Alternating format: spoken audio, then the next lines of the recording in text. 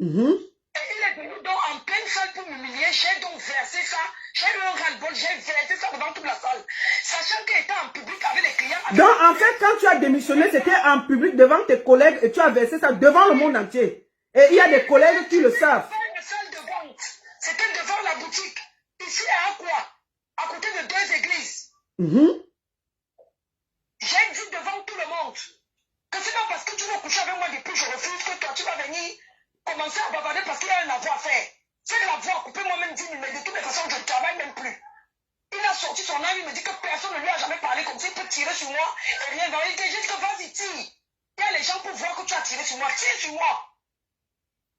Et j'ai ramassé mon sac, j'ai même abandonné mes chaussures puisque je mettais les talons. Quand j'arrivais en salle, je mettais les babouches. J'ai ramassé le sac, j'ai oublié mes chaussures. C'est mon collègue qui m'a remis les chaussures le lendemain. Ok, maman. Vraiment. Assis à vous tous. Donc, il faut que les gens arrêtent. Moi, ce que je voulais dire à Baronne, c'est qu'il faut que les gens arrêtent de dire que c'est le mensonge. Les Américains, là, vraiment, ils vont payer très cher. J'espère qu'ils sont des enfants, ces gens qui défendent là. J'espère. Parce que ce garçon est à l'image de son père. J'insiste là-dessus. Il est à l'image de son père. Et c'est sûr qu'il a grandi en voyant ce que son père faisait aux femmes d'autrui, aux enfants d'autrui. C'est ça qu'il est en train de perpétrer. Ok, maman. En tout cas, ce que tu dis du père Bobda, tu es une des employées qui témoigne pour la première fois dans mon direct, mais tout le monde le dit. Il y a eu beaucoup, même Rémi Ngono a fait ses recherches, il dit que tout le monde dit qu'il couchait ses employés, les femmes de ses employés, et si tu parlais, il te menaçait, il te battait. Il y a beaucoup de témoignages de ce côté concernant son père. Donc, ce que tu dis là, il y a aussi beaucoup de gens qui l'ont, c'est-à-dire que ce que tu dis là, il y a beaucoup de personnes qui l'ont déjà dit dans les directs. Et Rémi Ngono, même j'ai vu son direct où il a dit que ce monsieur-là faisait ça, il couchait les employés, tu t'amusais. Baba, vous ne pouvez même pas imaginer. C'est parce qu'en effet, comme je ne sais pas si ça donne la tonalité de ce que nous avons vécu à l'époque. Et s'il vous plaît, j'étais jeune. À l'époque, j'étais jeune, je n'étais même pas encore mariée. Je venais à peine d'avoir ma maîtrise. J'étais jeune. À l'époque, là, j'avais 25 ans. 25 ans. Quand j'entre à Ficoncio, j'avais 25 ans. Mais après, compte tenu de la précarité, de la misère dans laquelle nous vivons au Cameroun, on n'avait pas le choix que de supporter. Mais je dis, la goutte d'eau qui a débordé le bas, c'est quand il a commencé à me harceler sexuellement et à chercher à me mépriser devant tout le monde. J'en pouvais plus. Ok. Et puis, c'était officiel. C'était officiel. Quand on nommait quelqu'un chef d'agence, on disait que okay, c'est sûr que le patron, nous-mêmes on se disait entre nous, entre collègues, on se disait, quand on nommait quelqu'un chef d'agence, on dit non, c'est sûr que sa femme, c'est le joueur du boss. Ouais, que sa femme y a passé. Oui, on disait que non, non, est-ce que tu passes une fois? Si tu passes une fois, le type est satisfait, ça veut dire qu'à chaque fois qu'il a besoin, tu dois être là. Donc on comprenait directement que si tu as nommé chef d'agence, si tu as fait une promotion, ça veut dire que ta femme est son jouet. Si tu es une femme, ça veut dire que toi-même tu es son jouet. Entre nous-mêmes collègues, on te disait ça. Parce que beaucoup des employés d'Afrique Construction ont témoigné de tout ce qui s'est passé. Beaucoup ont eu honte parce que leur femme est passée sur le lit. Ce garçon il est à l'image de son père. Physiquement, moralement et tout. Même son caractère, c'est son père. Il n'a pas pris ça loin. Le psychopathe, il a pris ça avec son père depuis tout petit. Je suis même sûr que son père même prenait certaines femmes et disait à son fils que prends aussi ta part. En tout cas, maman, beaucoup de courage à vous. Merci pour ce courage que tu as de témoigner et de dire, parce que nous sommes là en train d'expliquer aux gens d'arrêter de croire qu'on va chercher à détruire la vie de quelqu'un que nous ne connaissons pas. Nous voulons juste que les victimes soient écoutées, protégées et que la vérité éclate. Merci encore. On détruit ta vie pour faire quoi? On n'a que foutre. Si c'était resté tranquille comme tous les milliardaires qui meurent et puis les enfants viennent prendre l'héritage, il s'était comporté normalement, son père serait mort avec tous ses délits et tous ses péchés. Mais il est revenu, il est pire que le père. On ne peut pas laisser faire. En tout cas, merci beaucoup maman, ne t'inquiète pas, j'ai gardé ton anonymat. Porte-toi bien et à très bientôt. Merci pour le courage. Merci. Ok. la baronne. Merci, ma Bonne soeur. soirée, bon dimanche. Merci, ma soeur. Bonjour. Bonjour. Bonjour, bienvenue. Bon Bienvenue. dimanche à vous. Ouais, bon dimanche. Tu es déjà en direct. On va parler de son ou bien de Bobda. 2 minutes. J'ai laissé l'autre parler long parce qu'elle témoignait. Elle mettait un témoignage très important. Vas-y. Oui, j'ai suivi. Je vais parler de Bobda. Et je vais parler en tant que... En tout cas, je n'ai que 2 minutes pour parler. Je voulais dire une chose.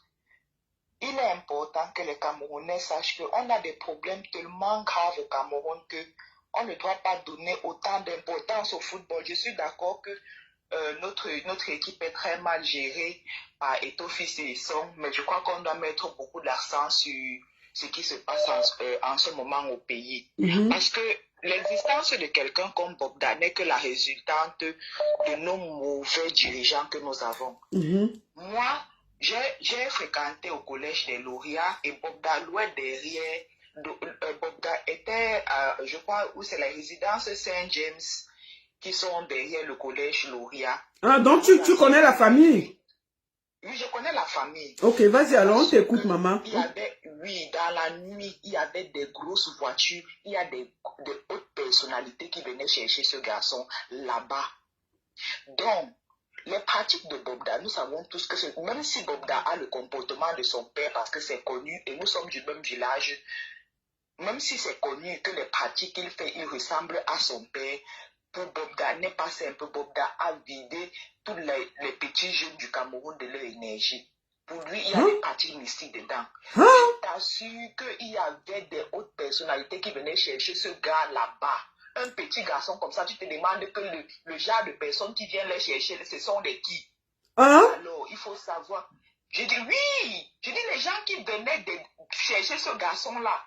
Et j'ai l'impression que je mets ma main au feu que la personne qui protège Bobda, c'est la famille Biya, c'est Franck Biya, connaît quelque chose dessus. Parce qu'on ne peut pas tambouriner pendant déjà 1 semaine comme on est en train de tambouriner ce que ce garçon fait et il n'est pas inquiété. Ce n'est pas normal.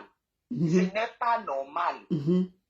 Il faut qu'on stoppe ça. Et j'espère que ce monstre-là n'a pas laissé un enfant quelque part. Parce que la façon qu'il se comporte comme son père, si il va laisser une progéniture qui doit continuer comme lui là, vraiment c'est le diable revenu de l'enfer. Il faut qu'on stoppe ça.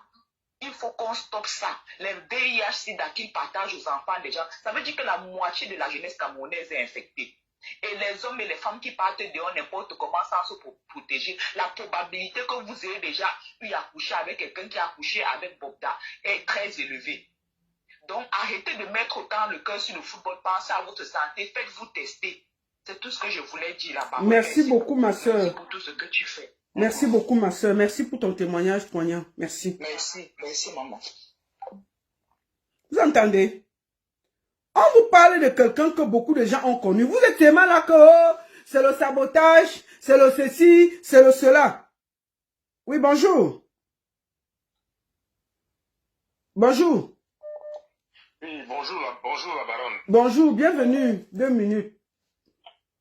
Ok, merci. Moi, je ne veux pas intervenir pour Bobda et tout, mais je vais intervenir sur notre équipe nationale. Ok, 2 minutes alors. On va aller vite là. Vas-y. Ah, d'accord. Mais ce que j'aimerais d'abord faire comprendre aux Camerounais, c'est qu'il faut savoir que le Cameroun est dirigé. Donc, toutes les instructions sont dirigées c'est-à-dire de la façon dont le gouvernement du haut en bas est dirigé. Quand les gens viennent parler, je vois les gens, moi j'écoute la baronne, les gens disent oh, Son doit démissionner et tout doit partir. Mais moi je demande la question que j'aimerais poser à ces gens-là. Mais revenons un peu en arrière. L'attaque des gens qui ont géré la taxe forte, n'est-ce pas, les gens sont sortis pour que ces gens aussi démissionnent. Pourquoi tous les Camerounais veulent seulement se limiter au niveau du foot? Le foot donne quoi au Cameroun? Rien. Le Covid-19 a rapporté des millions et des milliards aux Camerounais. Qu'est-ce qu'on a fait de cet argent-là? Les milliards qui sont sortis pour l'organisation de la CAN, les milliards là, qui ont géré, pourquoi les Camerounais ne sont pas sortis pour revendiquer? On vient courir après un étau et un son. Il ne faut pas distraire les Camerounais. On a plus important à penser. Les gens souffrent énormément. Au Cameroun. Il faut que les gens sachent qu'on a d'autres problèmes au-dessus des Bobda et l'équipe nationale. Non, l'effet de Bobda là, il n'y a rien qui est au-dessus de Bobda. Il est en train de détruire la vie de nos enfants. Et il n'y a rien. Justement, tu peux même me dire que le football, c'est rien, mais Bobda là, non. Non, non, non, non, non. Il détruit des vies. Il détruit des vies. Non, non, non, mon frère. Voilà. Il détruit des vies. Mais qu'est-ce que nous, on fait donc pour prévenir ou bien pour préserver ces vies? On doit faire quoi? On doit se battre comme on est en train de se battre là, c'est tout. Mais on dit qu'il fait ça depuis plus de 20 ans. Mais c'est ce qu'on dit. Maintenant, les victimes ont la force de se battre. Battons-nous avec ces victimes. Battons-nous avec ces victimes, mon frère. Je suis d'accord. Quand je mine pour aider, pour trouver justice, pour que la justice soit éclairée sur ce dossier Bobda. Merci beaucoup. Comment les gens sont restés assis avec ce genre de fardeau pendant 20 ans? Mon frère, on t'a menacé au Cameroun. Si ce monsieur, tu vois comment dans les vidéos, les colonels, les gens dans le check-up, tu peux aller faire des problèmes. On dit que les tétés allaient le chercher au Cameroun. Tu parles quoi là, mon frère? Tu as eu des problèmes dans ta vie au Cameroun? On t'a menacé au Cameroun? Non. J'ai eu les problèmes. Ok. J'ai eu les problèmes. Ok, mon frère, laissons alors. Je veux seulement dire que soutenons les victimes. D'accord. Mais soutenons les victimes. Je suis tout à fait d'accord. Soutenons les victimes. Parce que le Cameroun, c'est un pays à part. Mais il faut savoir que si on veut même aider ces victimes-là, il faut d'abord qu'on cherche d'abord à changer d'abord les mentalités des gens. Ok, mon frère. Merci beaucoup. On va prendre une autre personne. Merci beaucoup. Comme je disais, moi, je ne permets... Ce qui se passe là, c'est tellement grave. Vous ne pouvez pas demander qu'on accepte ça. Bonjour.